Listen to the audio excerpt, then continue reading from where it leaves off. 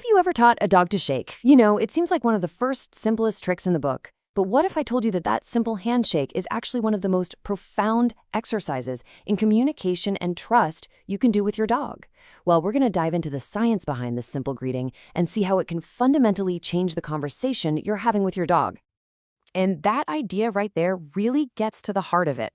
This isn't just about getting your dog to lift a foot.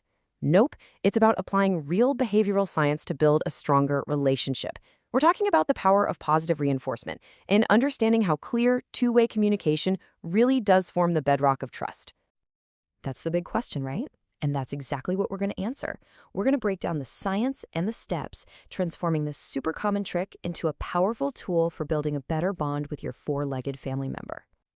Okay, so first things first, let's look at why this is so much more than just a cute trick. The benefits here, they go far beyond what you might expect from a simple handshake.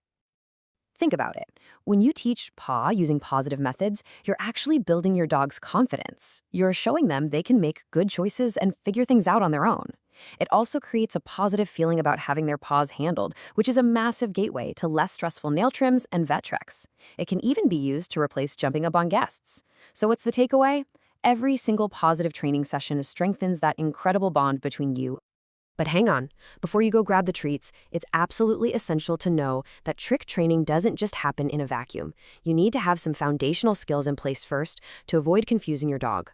Like, you want to make sure your dog isn't already getting what they want just by pawing at you for attention. Just try to see it from your dog's perspective for a second. If you sometimes reward them for putting a paw on you, but then you scold them for it other times, like when they jump up or paw for attention, the rules get really, really muddy. Consistency is the golden rule in dog training, and muddy rules just lead to a confused and frustrated dog. All right, with those ground rules set, we can get to the fun part, the actual training. And what's so fantastic is that modern positive training gives us a whole toolkit. There isn't just one right way to teach this. So the first method is called capturing. This is kind of the most hands-off Zen master approach. You just wait for your dog to offer the behavior on their own. So, picture this. You're on the couch. Your dog stretches and lifts a paw for just a second. That's your moment. You mark it and reward, and suddenly your dog's brain starts going, whoa, wait, what did I just do that earned me that snack? It's all about patience. Next up is shaping. I love this one. It's like building with Legos. You don't wait for the finished castle. You reward any small step in the right direction. A little weight shift onto the back feet, a tiny lift of the paw, then a higher lift.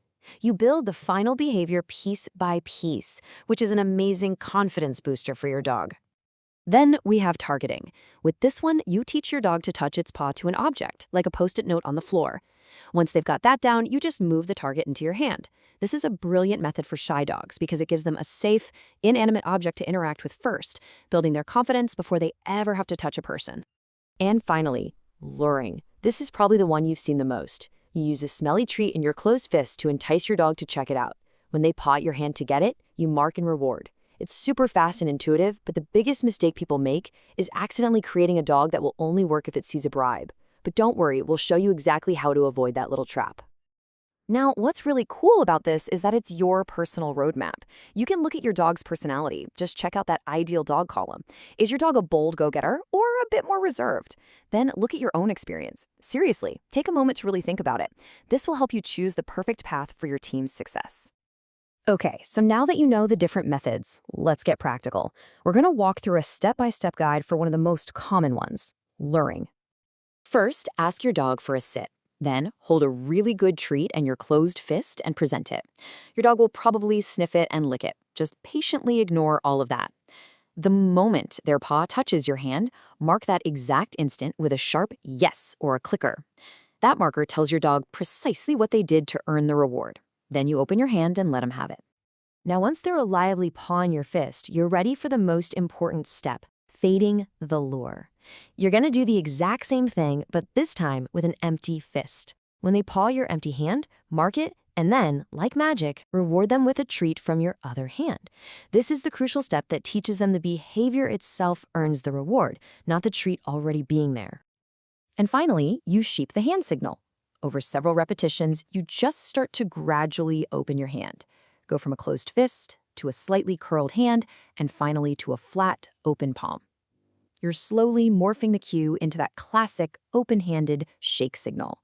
and you're rewarding each successful attempt along the way. Now, we all know training is never a perfect straight line. Dogs are living, breathing beings, not robots, right? So let's cover a few of the most common problems you might run into and exactly how to solve them. So what if your dog is scratching at your hand like they're digging for buried treasure? It usually means they're getting a little frustrated, thinking, I know the good stuff is in there, let me add it. Honestly, the best fix is often just to switch methods. Try targeting with a post-it note to teach a much gentler, more thoughtful paw touch. And what if your dog just nibbles or licks your hand instead? Simple, that behavior doesn't exist. You ignore it completely. Be patient, wait for any paw movement at all, even just a tiny weight shift, and reward that. This makes it crystal clear for your dog that using their mouth is a total dead end, but using their paw is the key to success. And if your dog just seems to shut down and offers nothing, please don't push it. This happens to every single dog owner, so don't get discouraged. They might just be confused or tired. All you do is ask for an easy trick they already know, like sit, reward them big for it, and end the session on a win. Next time, just make the goal much, much easier to help rebuild their confidence. As we start to wrap up here, it's time to zoom out and remember what this is really all about. It's so easy to get caught up in perfecting the trick, but that's not the real prize here. It's so important to remember this. A flawless performance is nice, sure, but it's secondary to the trust and the two-way communication you're building with your dog in that very moment. And this right here gets to the heart of it all. Every single time you successfully teach a behavior using positive, clear communication, you are deepening your relationship. You're building a history of teamwork and trust that carries over into every single aspect of your life together. Because once you've unlocked this method of communication, once you've turned a simple handshake into a real conversation, you've done more than just teach a trick. You've learned how to learn together. So go out there, have some fun with your dog, and just see what you can achieve. The possibilities, they're endless.